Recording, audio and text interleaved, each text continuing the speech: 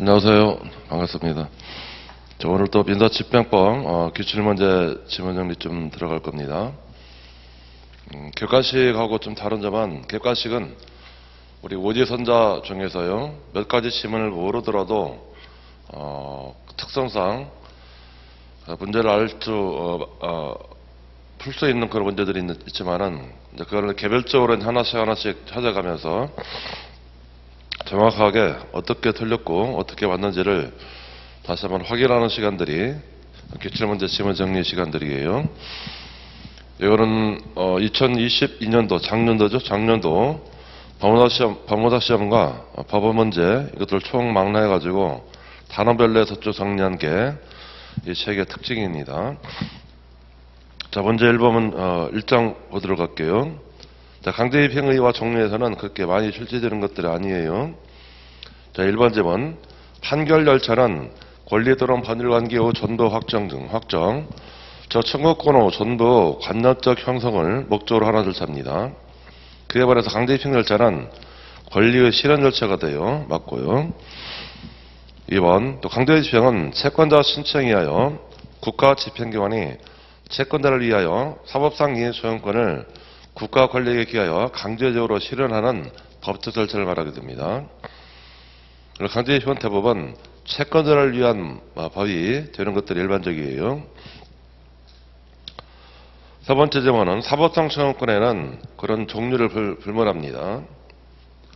네 번째, 강제집행은 대부분 이행 판결에 대하여 인정되지만은 확인 판결이나 형성 판결의 경우에도 그 판결 이후에 채무자 이행 의무가 구체적으로 명시되어 있다면은 이를 근거로 집행할 수 있다.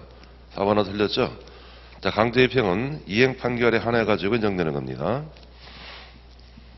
5번은 판결 절차는 권리의 확정을 목적으로 하기 때문에 심리 공평이나 신중이 요청되지만은, 그러나 강제집행 절차는 권리 실현이기 때문에 권리 신속과 확실한 실현과 채권자 이익 보호가 요청된다는 겁니다. 맞고요.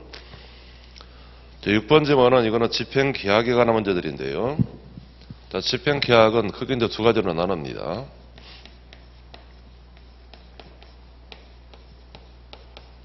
집행계약은 채권자와 채무자가 강제집행에 관하여 일정한 계약을 맺는 걸 말하게 돼요. 그 계약의 종류가 집행을 확장시키는 계약이 있어요.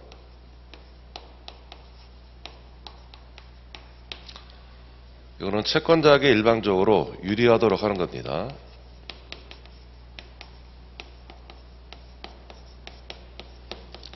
예를 들어서 사석사, 사적집행 이런 것들을 허용하자 하는 것이에요. 사적집행을 허용하자는 계약들. 강제집행을 통하지 않고, 국가기관을 통하지 않고 개인끼리 그 집행을 허용하도록 하는 계약들을 확장계약이라고 하는데요. 이런 계약들은 민법 103조 위반이라는 겁니다.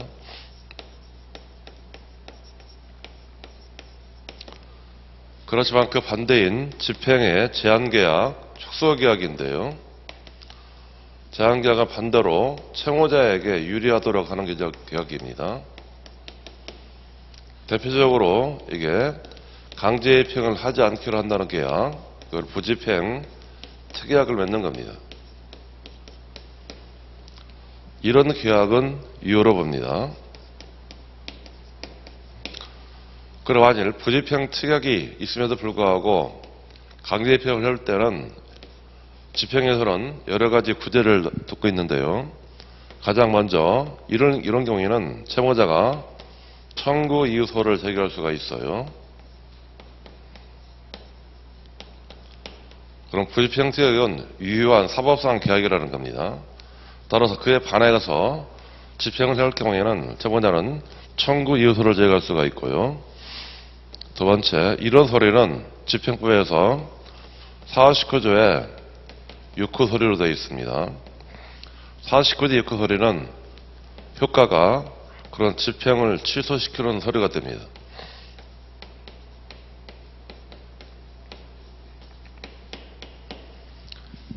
(6번이) 집행계약에 관한 문제들이에요. 자, 강제집행은 국가가 독점하고 있는 사법권의 한 작용을 이루고 채권자는 국가에 대하여 강제집행의 발동권을 신청할 수 있는 지위에 있을 뿐이므로 법률에 정한 집행기관에 강제집행을 신청하지 않고 채권자가 임의로 강제집행을 하기로 계약, 이거를 사적 집행을 허용시키는 계약들이에요. 이거는 103조 위반이라는 겁니다.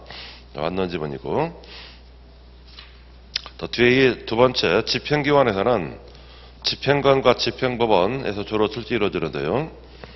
물론 요즘에는 집행관 파트는 대부분 출제가 안 되고 출제되면은 집행법원 파트에서 주로 출제될 겁니다. 먼저 집행기관에서요, 공휴일과 야간에는 법원 허가가 있어야 집행할 수 있습니다. 이 법원 허가 신청은 채권자도 할 수 있고 집행관도 할 수 있어요. 그리고 허가 없는 행위, 허가하는 행위가 있으면은 채무자가 집행이유로 불가할 수가 있습니다. 2번, 인도집행 신청은 구술로 할 수 있다. 들렸죠? 집행 신청은 서면주의 원칙이 돼요. 3번, 집행법은 집행법에 특별한 규정이 있는 걸 제외하고는 민사집행은 집행관이 실시하는 겁니다. 맞고요. 원칙적으로 집행기관으로서 집행법원과 집행기관 두 가지를 두고 있다는 겁니다.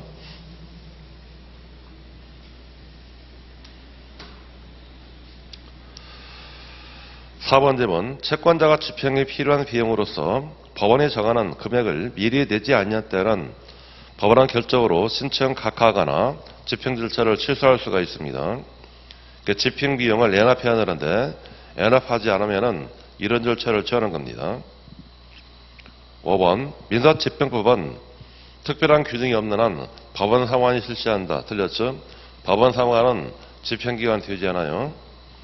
원칙적으로는 그런 집행관이 실시하는 겁니다. 집행관 제도인데 첫 번째 1번점은 집행관의 경우에도 제척, 기피, 회피가 인정되며 들렸죠? 집행관의 경우는 제척은 인정되지만은 그러나 기피나 회피 제도는 인정되지 않아요. 그리고 제척원이 있는 집행관이 한 압류 등 행위는 당행무효가 되는 것이 아니라 집행이의로 취소해가 되는 겁니다. 1번은 제척, 기피에서 제척은 인정되지만은 기피, 회피는 인정되지 않는 건 알고 있어야 돼요. 2번 점은 집행관은 여러 개의 동산을, 물건을 동시에 집행할 경우에 1번은 자기 구역 안에 있고 1번은 직무집행 구역 밖에 있는 경우에는 소속 법원장 없이 허가 없이도 집행할 수가 있습니다. 2번 제문은 체크하셔야 되고요. 자기 직무구역 밖에를 이 업무를 집행할 때 물론 전제가 동시에 압류할 경우입니다. 그리고 동시에 여러 물건을 압류할 경우에는 자기 관할 구역 밖에 있는 것도 법원장 허가 없이 압류할 수 있다는 겁니다. 3번 채권 가압류 명령 집행이나 자동차에 관한 가압류는 집행관의 직무에 속하지 않는 것들이에요. 채권 가압류 집행이나 자동차에 관한 가압류는 이는 집행법원이 갖는 직무입니다. 4번 부동산 등의 강제금매나 담보권 실행을 위한 금매에서 매각 실체는 집행관의 독립적 집행행위가 아닌 것들입니다. 이 행위들은 집행관이 집행법원에 부수해서 갖는 권리들이에요.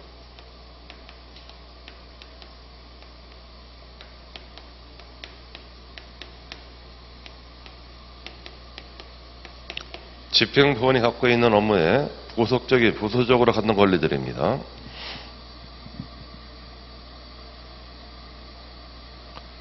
4번도 마찬가지고요. 5번 제문은 주간 또는 평일에 착수한 집행행위 후 속행 결과로서 야간이나 휴일에 이른 경우에도 법원의 허가를 얻도록 되어 있습니다. 맞는 지문이고요. 5번도 체크하셔야 되고요. 6번 집행을 할 때 집행을 방해하는 저항을 받으면은 집행관은 경찰 또는 국군 원조를 채용할 수가 있습니다. 맞고요.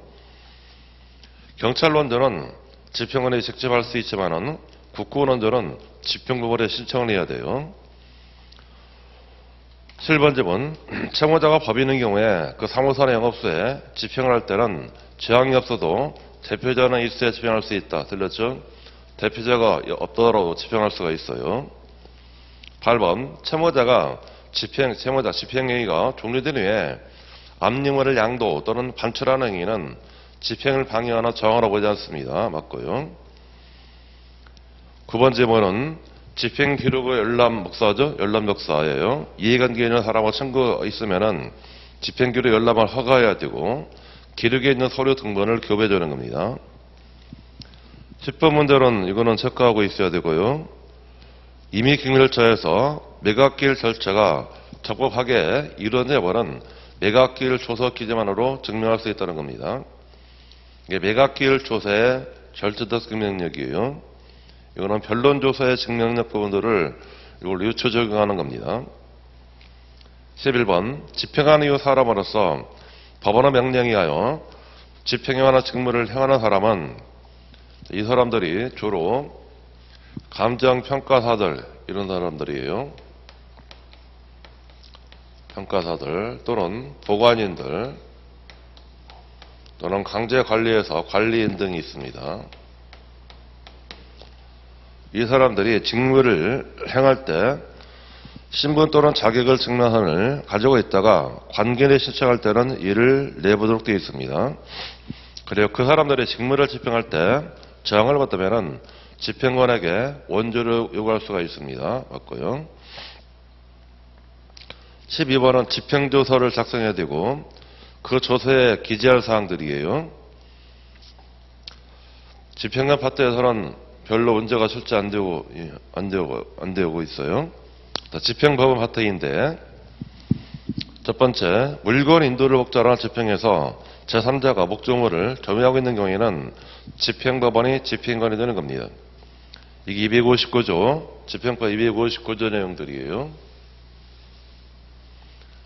그때는 채권 압류 명령의 절차에 따라 가지고 그 인도청구권을 채권자에게 건네주는 겁니다. 2번 집행법의 규정에 따른 가압류 가처분 집행 후 출시에 관한 법원 사무는 사법화단이 처리할 수 있는 업무가 돼요. 자, 보존처분에서 사법화단은 두 가지 업무를 처리합니다.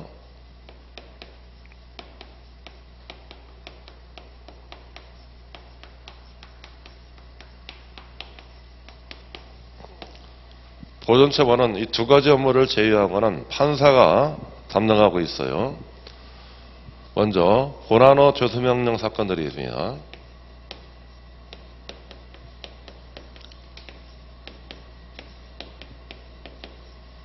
그 287조와 관련된 내용들이에요. 그리고 보존처분의 집행을 취소하는 사건들이에요.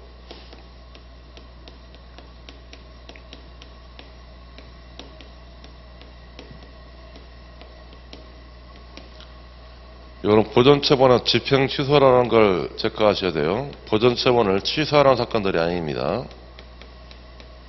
보존처분의 집행을 취소하는 사건들은 이 두 가지, 보존처분에서는 두 가지만이 사법화단이 담당하도록 되어 있습니다. 2번은 체크하셔야 되고요. 3번에 집행 부여에 관한 법원의 사무, 사법화단이 업무가 돼요. 4번도 발표하시고 체크하시고요. 채권의 특별행방 241조인데 이것도 사법화단에 처리할 수 있는 업무입니다. 각조 2번에 있는 거 체크하셔야 돼요.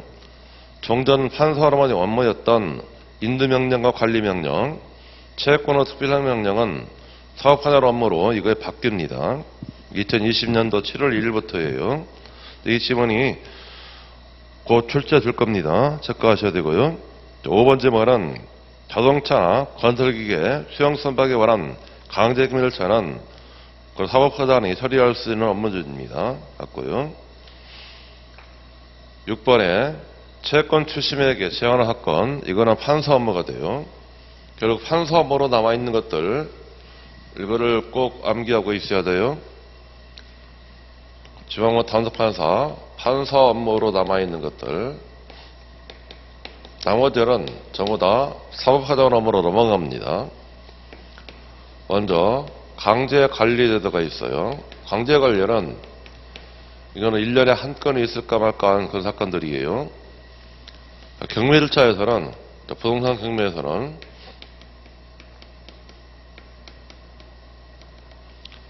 경매 개시 결정에 관하여 이의 신청을 한 경우에는 그 이의 재판을 사업화장원이 담당하게 됩니다. 부동산 집행 이외에 선박과 항공기 집행이 있어요. 선박과 항공기 집행 절차, 이것도 판사 업무이고요. 채권에서는 또 채권에 관한 집행 부분들인데, 여기는 두 가지만이 판사 업무예요. 241조에 채권에 특별 현금 명령이 있습니다.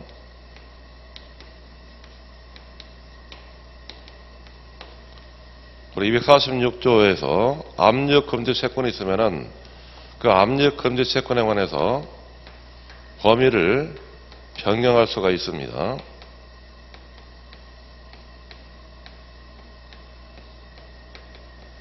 이 재판들 압력 금지 채권을 압류할 수 있게 하거나 또는 압류 가능한 채권을 채무자하고 신청해가지고 채권자로 하여금 압류 금지하도록 하는 재판들입니다. 또 집행 보조 절차에서는 재산 명시 절차들이 있어요.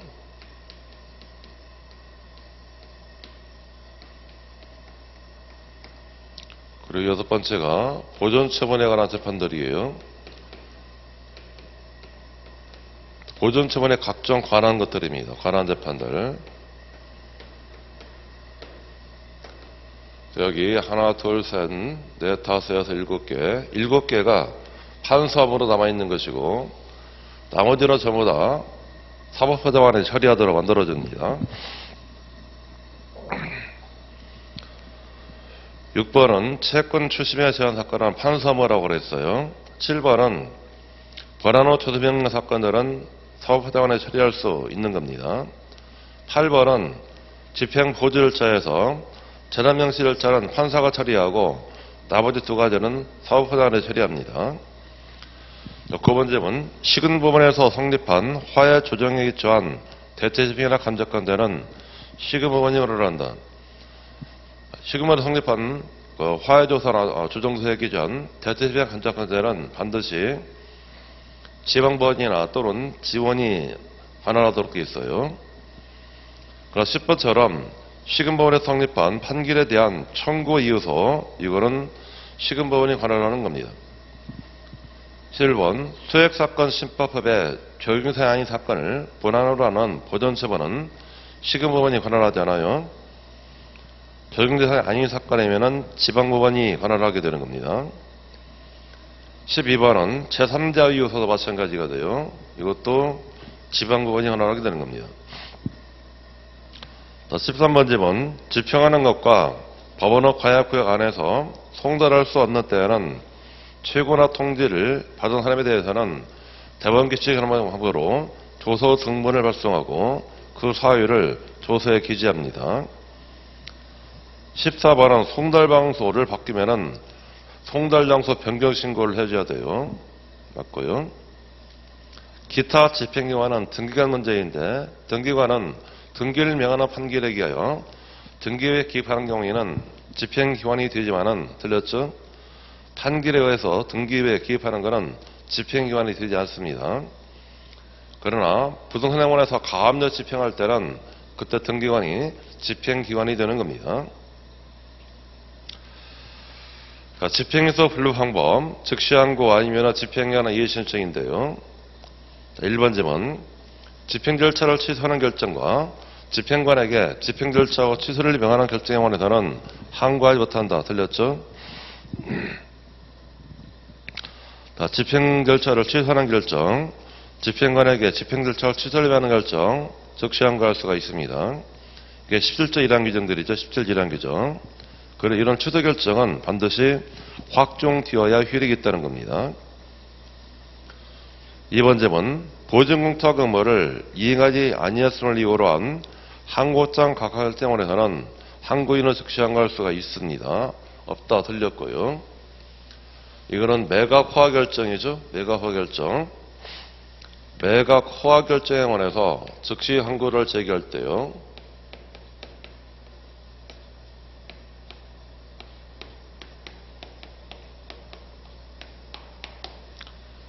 그런 즉시 항고를 할 때는 반드시 매각 대금의 10분의 1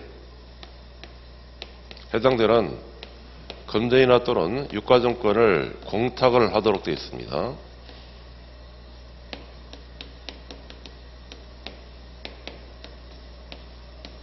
물론 이 공탁의 성질은 이거는 집행공탁의 일종입니다.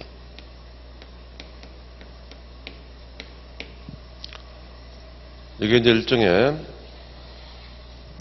항고보증공탁 그런 식으로 법원에서는 불러요. 그렇다면 이거는 보증공탁이 되는 건 아니에요.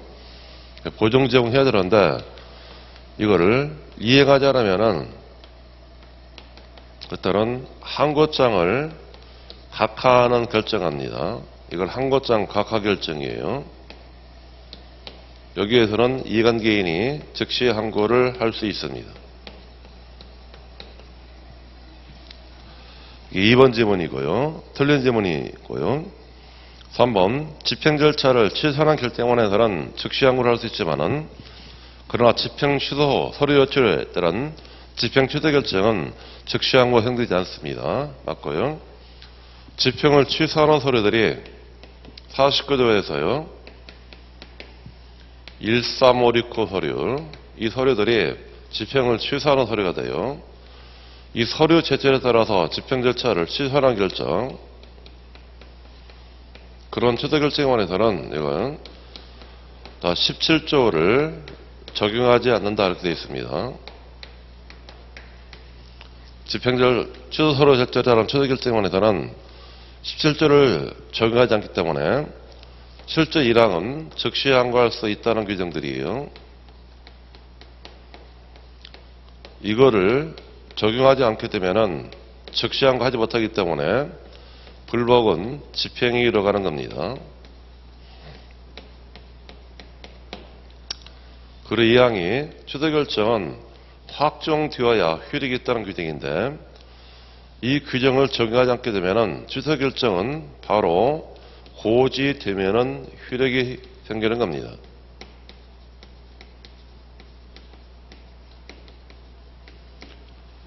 이게 50조 내용들, 법 50조 내용들이에요. 이 지문은 꼭 체크하셔야 되고요. 4번 지문, 항고 절차는 표면적인 절차로서 항고장에 반드시 상대방 표시가 있어야 하는 것도 아니고 또 항고장을 반드시 상대방에게 송달하지 않습니다. 여기 표면적 불법이라는 것은 상대방이 없다는 겁니다. 항고하는 사람이 있을 뿐 상대방이 없는 절차를 이거를 표면적 불법 절차 이렇게 부르게 돼요. 상대방이 없는 절차이기 때문에 상대방을 표시할 필요도 없고 항고장을 상대방에게 송달시키지도 않는다는 겁니다. 5번 지문, 즉시 항고를 제기할 수 있는 자가 재판 후 고지를 받아야 할 자 아닌 경우에 즉시 항고 기간은 그 재판을 고지받아야 할 자 모두에게 고지전으로부터 진행하게 됩니다. 맞고요. 6번, 즉시 항고는 기일에 출석하여야 하는 경우에는 구두로도 제기 가능하잖아. 들렸죠? 즉시 항고는 반드시 즉시 항고장, 항고장을 이거를 원심 법원에 제출하는 겁니다. 원래 재판을 한 법원 여기에 항고장을 제출하는 방식으로 즉시 항고를 제기해야 돼요. 7번 지문, 즉시 항고 제기기간 후 준수 여부에 관한 판단은 항고장이 원심 법원에 접수된 때를 기준으로 하게 되는 겁니다. 즉시 항고 제기기간 이거는 1조죠. 1조. 재판을 고지받은 날로부터 일주일 이내에 제기하는 겁니다. 맞고요. 자, 8번 지문, 항고장에 항고 이유를 적지 아니한 때는 항고인은 10일 이내에 항고 이유서를 원심법원에 제출하는 겁니다. 여기 항고 이유서도 원심법원에 제출해야 돼요. 9번 지문, 집행부당 즉시 항고와 집행이의 신청은 집행을 정지하는 효력을 갖지 않습니다. 맞고요. 반면에 민소법상의 즉시 항고는 집행을 정지하는 효력이 있습니다. 이게 차이점이에요.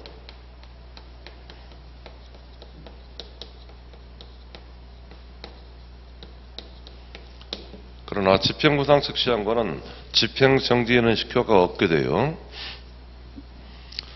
10번 질문. 항고법원은 즉시항고는 결정이 있을 때까지 담보를 채용하거나 담보를 채용하게 하지 아니하고 원심재판으로 집행을 정지하거나 집행 절차 후 전부 또는 일부를 정지하도록 명할 수 있고, 담보 제공하고 집행을 개설하도록 명하거나 실시한 집행처분을 취소하도록 명할 수 있다. 부당히 들렸죠? 집행처분 취소까지는 하지 못합니다. 이게 15조 6항의 잠재처분 내용들인데요. 이 15조 6항도 잠재처분 부분들 나오면은 여기 4가지 사항들을 꼭 기억하고 있어야 돼요. 먼저 이 잠정처분인데, 잠정처분은 항고법원이 직권으로 합니다. 그런데 단 기록이 원심법원에 남아있는 경우에요. 단 기록이 원심법원에 남아있는 경우에는 원심법원도 할 수가 있어요.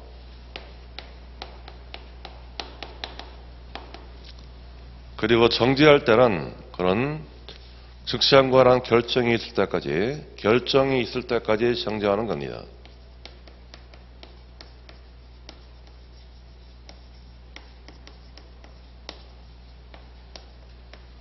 결정이 있을 때까지 정지해요. 이거를 강제입행의 일시 정지를 명하는 겁니다. 이거는 곧 49조의 이후 소리가 돼요.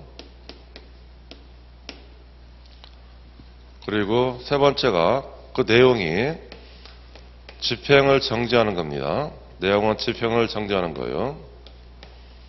또는 채권자로 하여금 담보 제공해가지고 집행을 속행하도록 만들 수가 있고요.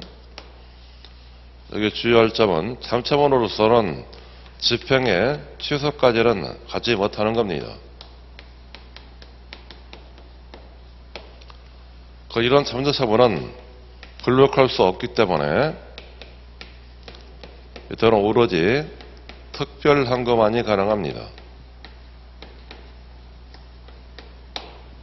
그 내용들이 4가지예요. 10번은 잠재처분으로서 집행처분 취소를 명할 수 있다. 이게 틀린 질문이고요. 11번 확정되어야 효력이 발생하는 재판에 관해서는 항고, 즉시항고가 제기된 경우에도 즉시항고로 인하여 재판 확정을 차단시키기 때문에 따로 집행정지 처분이 요하지 않습니다. 맞고요. 12번 항고법원은 재판에 영향을 줄 수 있는 법령위반 또는 사실오인이 있는 데 관해서는 직권으로 조사할 수는 있습니다. 조사해야 한다. 틀렸죠? 조사할 수가 있어요. 즉 집행에서 항고심은 사후심이라고 그래요. 사후심. 사후심이면은 항고한 이유에 대해서만 판단하는 겁니다.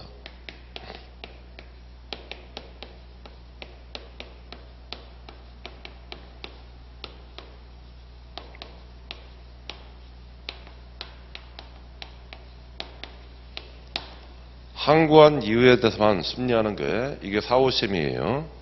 그렇지만 여기도 그런 원심법원의 법령위반 사실원인은 직권으로 조사를 할 수가 있어요. 13번 항고법원은 항고를 인정할 경우에 원심 결정을 취소 병일 뿐만 아니라 직접 매가 허가 여부를 결정한다. 후단이 틀렸죠? 이것만 A라고 그랬어요. 다른 것들은 원심 재판을 항고법원에서 항고 이유 있으면은 항고법원에서 원심 재판을 변경하고 새로운 재판을 할 수 있는데, 매가허가 결정은 원심 결정을 취소만 시킬 뿐 매가허가 결정은 반드시 원심법원에서 하도록 되어 있습니다. 13번 더 체크하셔야 되고요.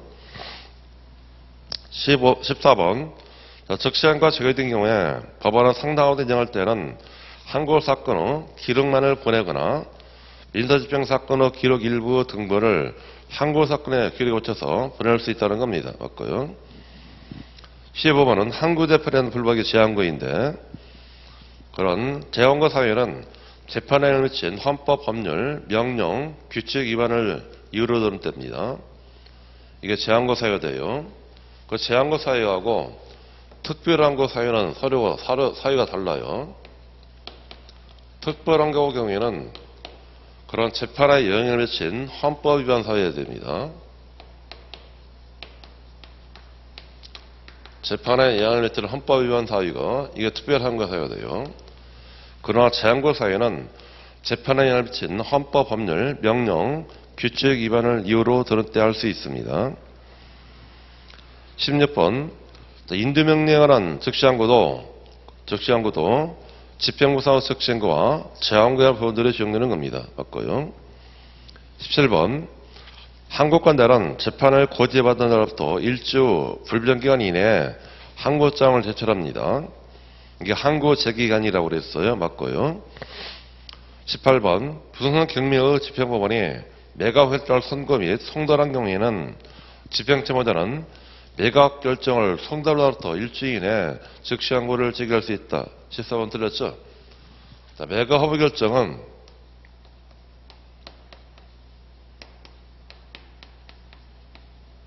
이거는 선고하도록 되어 있고 그리고 선고 시에 바로 고지의 효력이 생기는 겁니다. 따라서 선고일로부터 일주예요. 선고일로부터 일주가 됩니다. 송달한 경우 송달받은 날부터가 아니고요. 18번 틀렸고요. 19번 집행절차나 집행번호 재판에 관해서는 다른 특별한 규정이 없는 한 즉시항고를 할 수 있다. 특별한 규정이 있어야 즉시항고할 수 있게 돼요. 특별한 규정이 없으면 즉시항고하지 못하고 그때는 집행이 실천을 하는 겁니다. 20번 부동산 강제징 및 개시결정의 이해청 재판과 매각허브 재판은 즉시항고할 수가 있습니다. 맞고요. 21번 즉시항고에는 제도 고안이 인정되어서 원심법원은 항고가 이유 있다라고 인정할 경우는 스스로 재판을 경정할 수가 있습니다. 맞고. 자, 여기서 제도 고안이 허용되지 않는 것들을 체크하셔야 돼요. 이런 것들은 제도 고안이 허용되지 않는 것들입니다.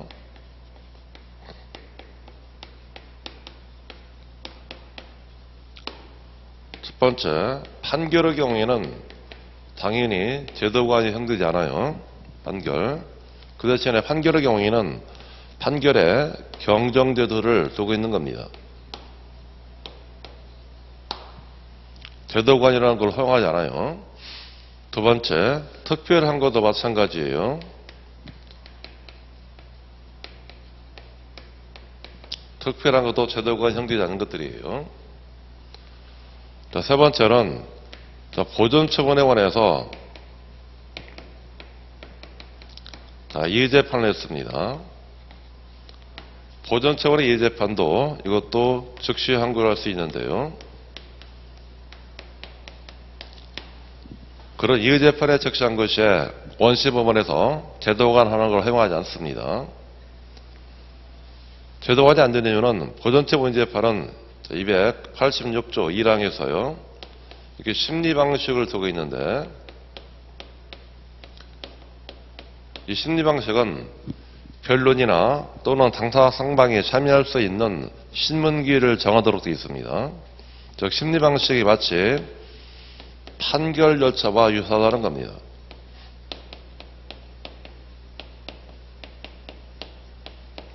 그래서 보존처분 이의재판에 대해 특시한 것시에는 원시법원이 제도관하는 걸 허용하지 않아요.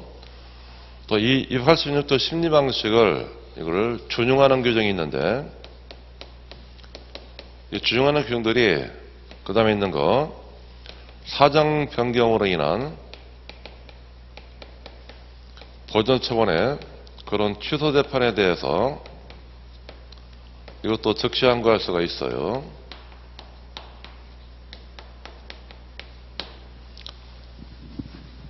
사정 변경의 취소 재판을 할 때는 심리 방식인 집행법 286조 1항 이거를 준용하는 규정을 두고 있다는 겁니다.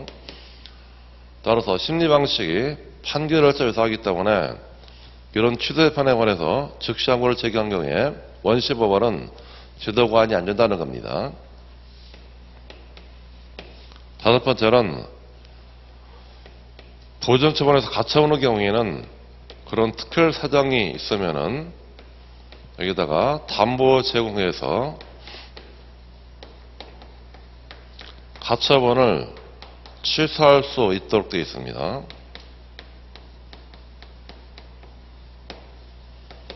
그리고 이런 취소 재판은 마찬가지로 즉시 항고를 제기할 수가 있어요.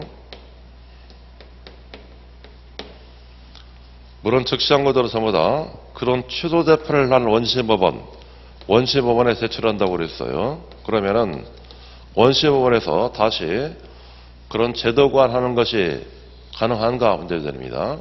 이 다섯 가지는 제도관이 안 되는 것들이에요. 자, 우리 시험은 2번만 출제 이루어졌어요. 앞으로 3번, 4번, 5번 이게 곧 출제 될 겁니다. 이거 체크하셔야 되고요. 제도관이 안 되는 것들 크게 다섯 가지가 있어요. 22번쯤은 집행부상 즉시 항고할 수 있는 재판 중에서 확정되어야 효력이 발생하는 재판은 매각의 결정이나 산다군의 결정이나 채권 특별명령이 있다는 겁니다. 맞고요. 그 밖에 법에 두 가지가 더 있죠. 법에 두 가지. 전무명령도 확정되어야 효력이 있는 겁니다. 두 번째는 17조 1항 재판이죠. 이게 집행 절차를 취소하는 재판들이에요.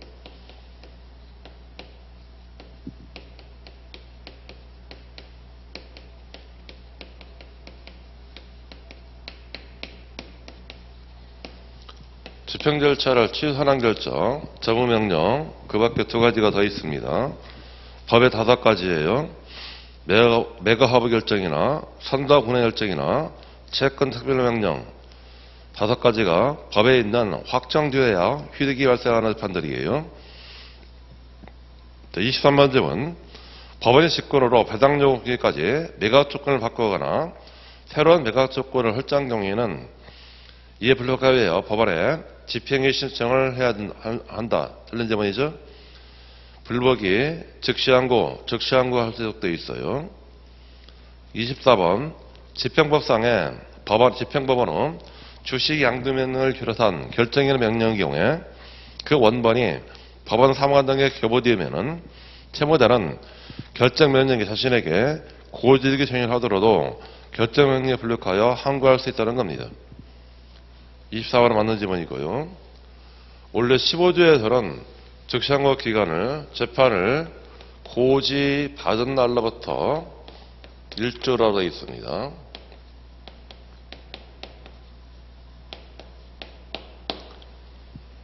이때 이 재판이 고지 전에 즉시 항고를 할 수 있는지 여부입니다.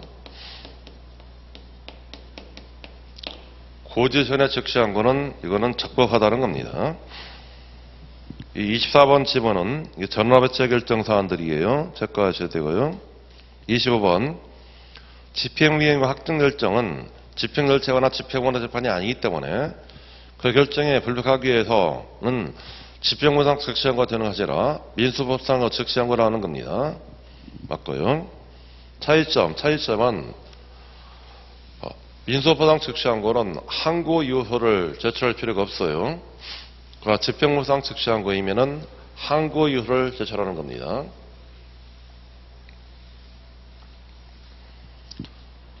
따라서 우리 15조에 즉시항고 되는 것들은 이렇게 15조 즉시항고인데 오늘 이런 재판이어야 돼요. 자, 집행 절차에 관한 재판이 되는 겁니다.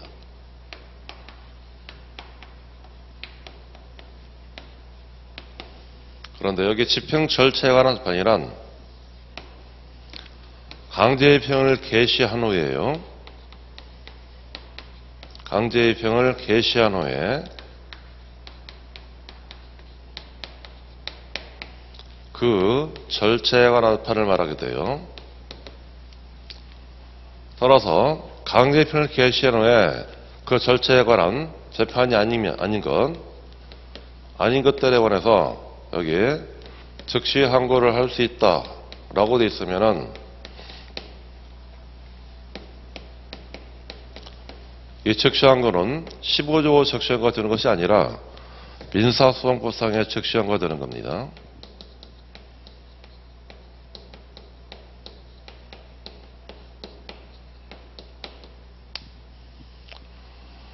강제입형을 개시한 후에 그 절차에 관한 재판이 아닌 것들이 집행에서는 두 가지가 있어요. 집행 보조에 관한 재판들이에요. 집행 보조 절차에 관한 재판들, 절차에 관한 거. 여기 세 가지 있었죠. 세 가지인데요. 재산 명시 환원 절차와 채무 불응자 명부 등재하는 절차와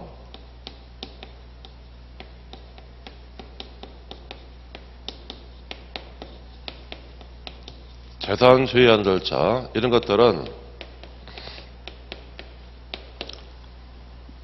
집행을 개시한 후에 그 절차에 관한 판이 아닌 것들이에요. 단순하게 이건 아직 강제입형을 개시하기 전에 문제죠. 이런 것들은 즉시 항고할 수 있다 되어 있으면은 전부 다 민사법상으로 처리한거돼요. 또 한 가지는 보존 처분에 관한 재판도 마찬가지예요.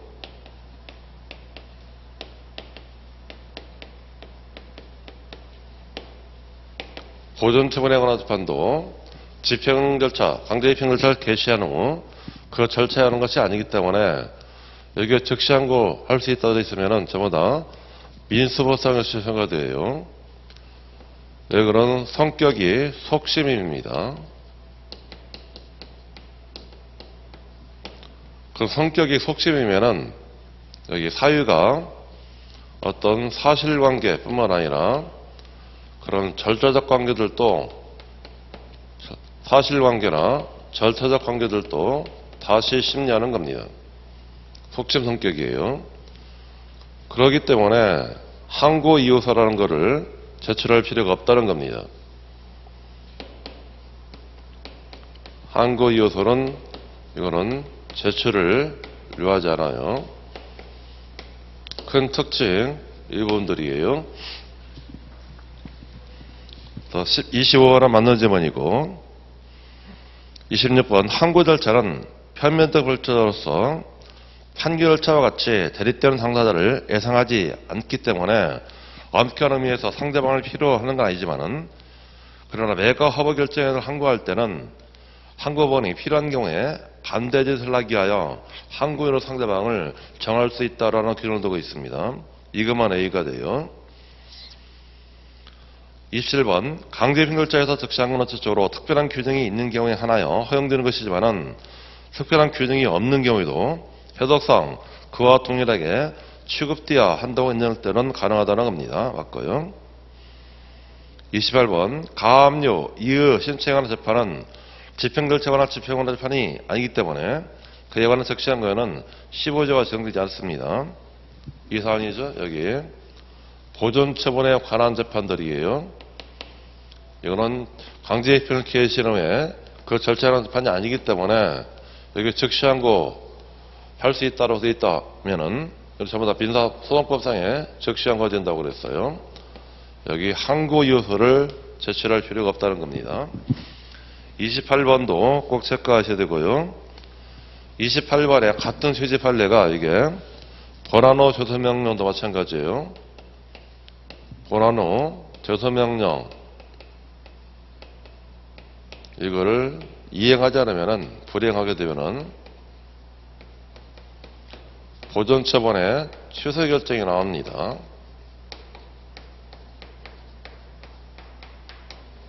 그런 취소 결정원에서 즉시 항고를 제기할 수 있도록 되어 있어요. 그런데 여기에 단 이 경우에 민소법에 447조는 이거는 적용하지 아니한다 이런 규정을 두고 있다는 겁니다.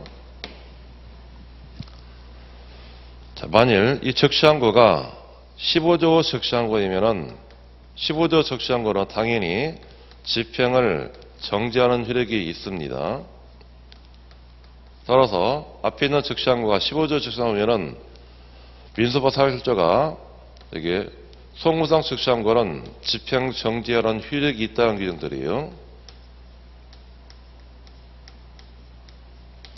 그러나 15조 즉시항고는 집행 정지하는 효력이 없는 겁니다. 다시 보면요, 이 즉시항고가 15조 즉시항고이면은 이런 규정을 둘 필요가 없어요.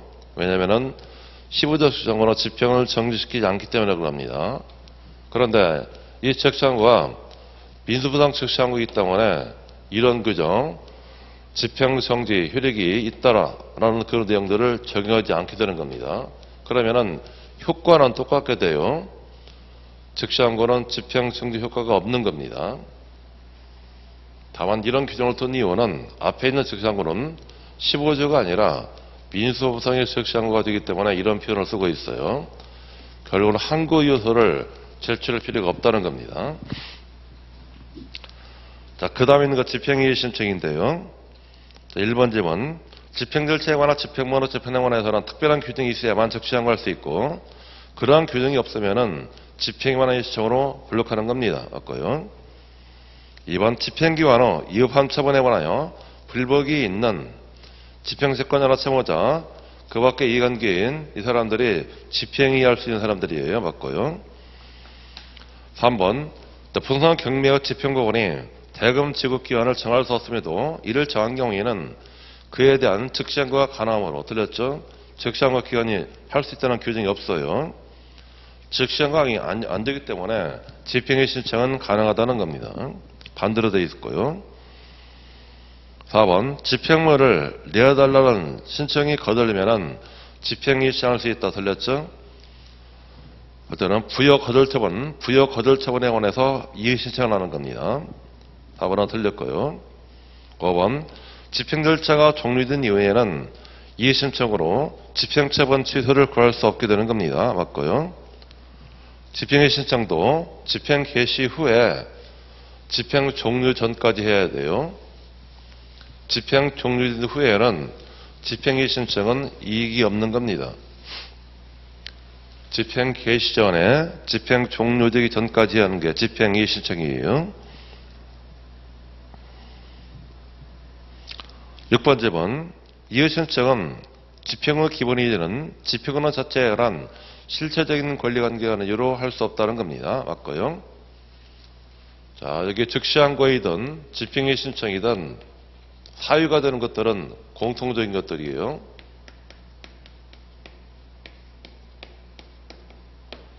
이거는 집행 절차의 이호이라는 겁니다.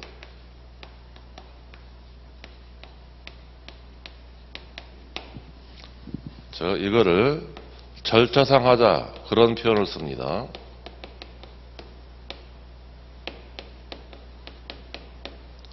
따라서 실체적인 사유들은 이거는 청구 이유소를 제기해야 돼요.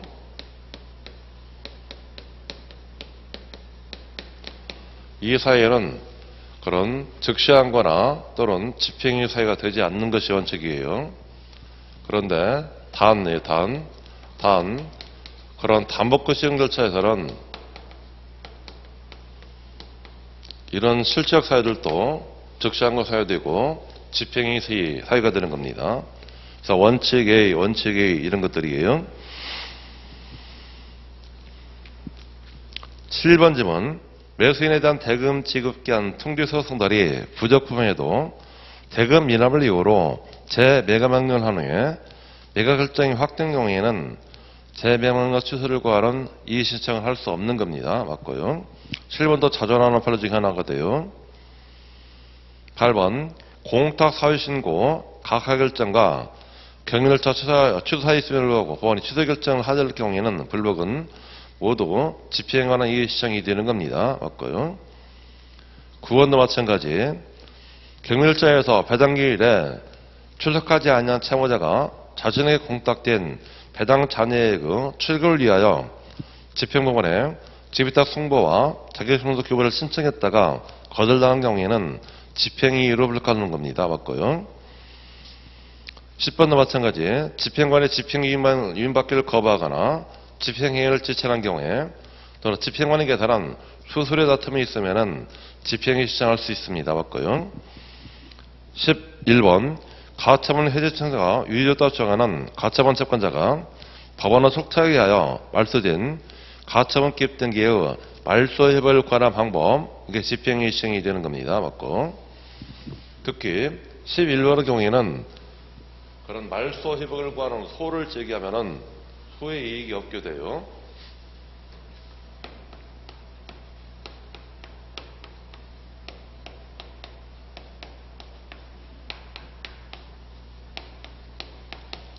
이런 경우에 말소 협약을 구하는 소를 제기하게 되면은 소의 이익이 없는 겁니다. 불력하려면 집행의 신청으로 불러기해야 돼요. 12번 이해 신청은 집행 절차 기일에 출석하여 하는 경우에는 구술로 가능합니다. 맞고요. 그리고 여기 이 기일은 집행법원이 실시하는 기일이어야 돼요.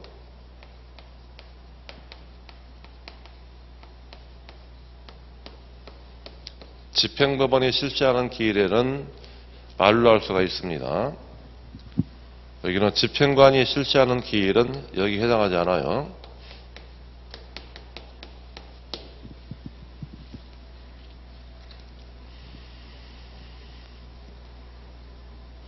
자, 13번 집행하나 이해 신청이 제기되는 경우에는 법원의 잠자처분은 직권으로 해야 되고 이해 신청에는 원칙적으로 잠자처분을 구할 신청권이 없는 겁니다. 맞고요.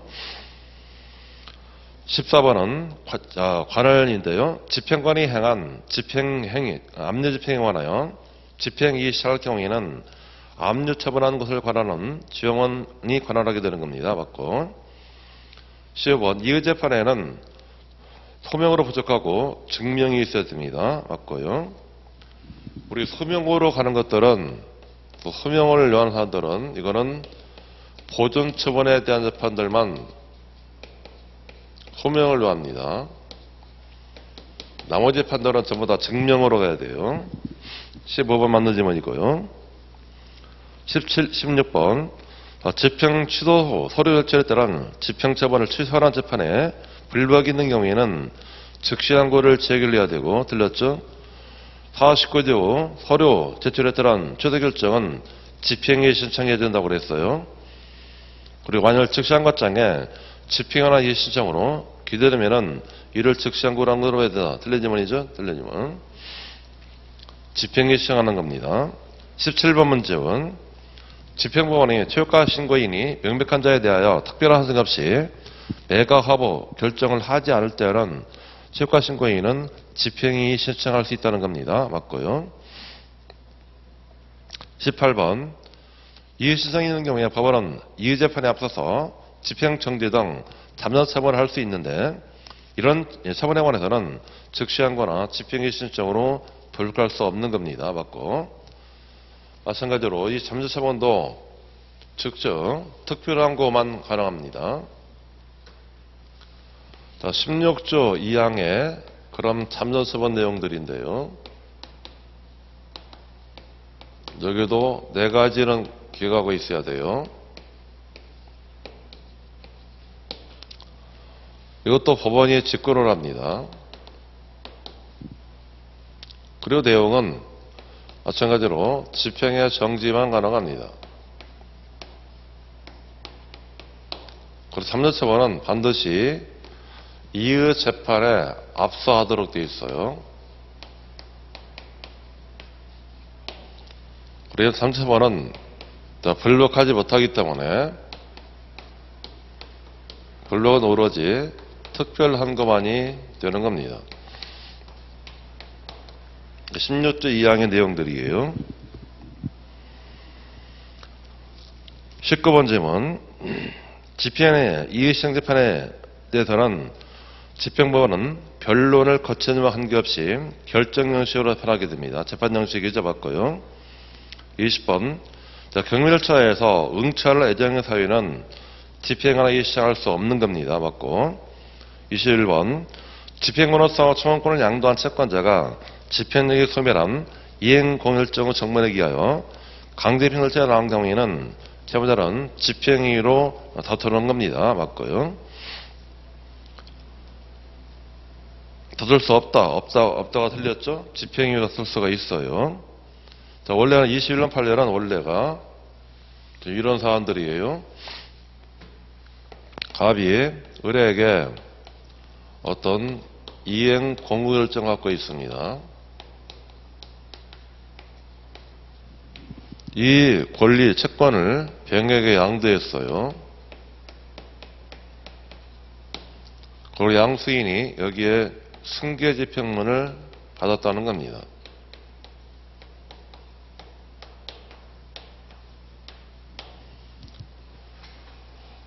이때 갑이 이걸 가지고 이쪽으로 지금 강제입행을 해오고 있다는 겁니다.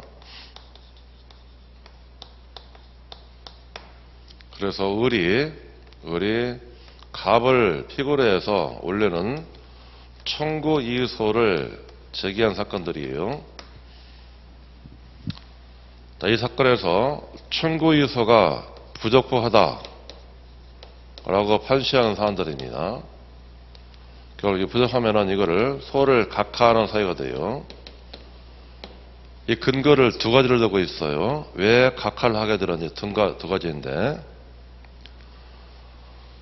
이 권리를 양담으로써 승계인이, 양수인이 이걸 받게 되면은 여기에 있는 이행일정은 그런 집행력이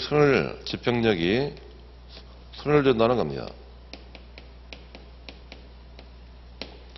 그리고 이 권리를 양담으로써 갑은 더 이상 채권자가 아니에요. 결국은 이거는 갑은 피고적격이 없다는 겁니다. 당사자격이죠. 당사자격이 없는 것들이에요. 두 가지 이유로 이거는 소이익 흥결이고,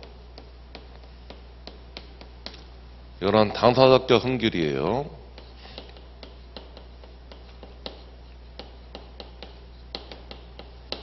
이 두 가지 이유로 이 소를 각하시켜주는 겁니다. 그러면서 방법을 제시하는 것들이 어떻게 하라라는 겁니다. 그런 경우에는 이거 집행하면은 이 사람은 집행 이유로 블록해야 된다는 겁니다.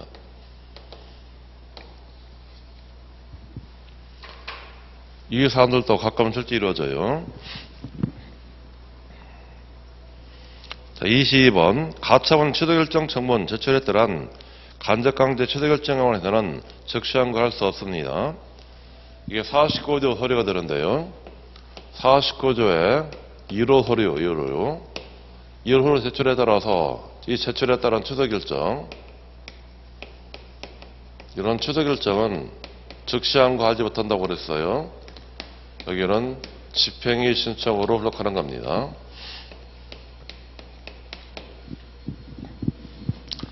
자, 23번 집행관이 현재 건축주 명의인이 채무자와 다르다는 이유만으로 철거상 미등 건물이 채무자에 속하는 것이 아니라고 판단하여 철거를 실시하지 않으면은 이는 집행관이 지킬 집행질서를 위반하여 집행행위를 이유받기를 거부하거나 집행행위를 지시한 경우이기 때문에 채권자는 집행행위 신청으로 구제받게 되는 겁니다. 24번 집행관의 신청은 집행관이 실시하는 기일에 출석하는 경우 아니면 틀렸죠? 집행법원의 기일을 의미한다고 그랬어요. 자, 3절에 사업하자로 처분의 이의신청인데, 사업하는 처분에 관해서는 법관에 대하여 이의신청할 수가 있습니다. 맞고요. 2번 제문.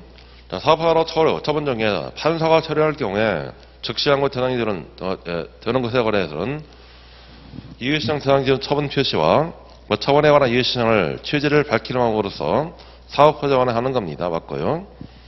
이의신청서는 사업허자관에 제출하라는 내용들이에요. 그리고 보좌관은 이의를 받을 때는 지체 없이 판사에게 송부해 주는 겁니다. 맞고. 4번 그 사건을 홍보하던 판사는 이의신청이 이유 없다라고 인정할 경우는 사업허자로 처벌을 인가하고 결정으로 이의시를 기각한다. 후단에 들렸죠? 사업허자 처벌을 인가하면은 사건을 항고보로 송부시켜줘야 돼요. 사건을 한국어로 송부하는 겁니다. 이해신청을 기각하는 거 아니에요. 5번 사업허가나 매각 허가결정에 대한 이해신청 경우에 서면으로 작성한 이해신청서를 매각 허가 결정일로부터 7일 이내에 제출하는 겁니다. 맞고요. 5번 사업허가나 매각 허가결정에 관해서 이해를 신청할 때는 인재나 보정 채용 서류를 첨부할 필요가 없다. 후단이 틀렸죠. 인재는 첨부할 필요가 없지만 보정 제공 서류는 첨부를 해야 돼요. 7번 사업허가나 매각 허가결정에 관한 이해신청을 받은 보좌관은 사건을 지체 없이 판사에게 송부를 해야 되고 사업보좌관 스스로 처분을 강제할 수 없다. 후단이 틀렸네요. 사업보좌도 제도관할 수 있다는 겁니다. 이것도 제도관 일정들이에요. 제도관을 허용하는 겁니다.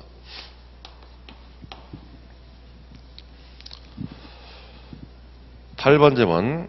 단독보좌 등은 이해신청이 이의 없다라고 인정할 경우에는 처분을 인가하고 사건을 항목으로 송부시킨다고 그랬어요. 맞고. 9번.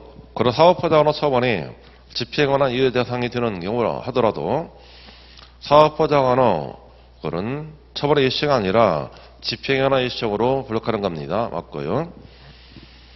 10번. 공탁사유신고 각하결정은 사업보좌관의 업무범위에 속하고 이에 대해서는 사업보좌관의 처분에 관한 이해신청 이후 즉시하고 적용하므로 집행에 관한 이해신청이 대상이 아니다. 들렸죠? 공탁 사유신고를 각하하는 결정은 집행이 대상이 되는 겁니다.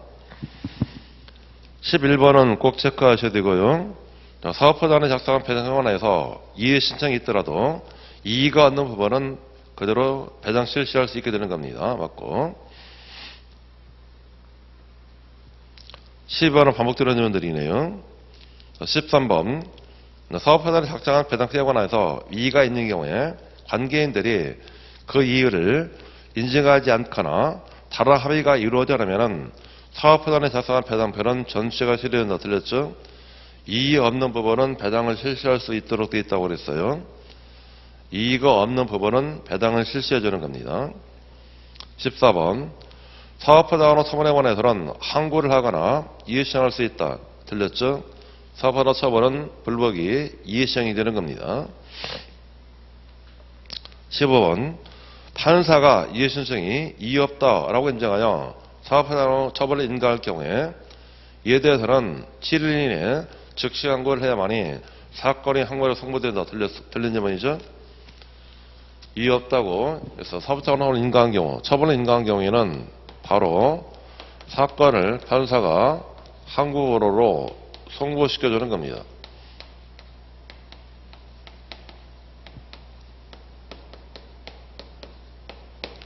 별도로 또 항고를 제기할 필요가 없어요. 15번은 틀린 질문이네요. 자, 여기까지 정리할게요. 좀 쉬고 하도록 합니다.